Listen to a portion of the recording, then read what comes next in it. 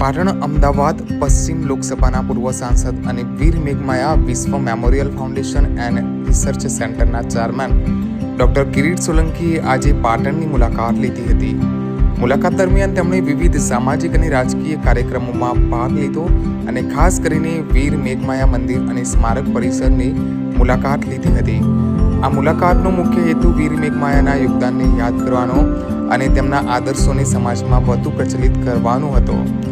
Doctor સોલંકીએ વીર મેઘમાયા મંદિર પરિસરમાં શ્રદ્ધાપૂર્વક દર્શન કર્યા અને શ્રદ્ધાંજલિ અર્પણ કરી. આ પ્રસંગે તેમની સાથે સ્થાનિક અગ્રણીઓ અને સમાજના પ્રતિષ્ઠિત આગેવાનો પણ ઉપસ્થિત રહ્યા હતા.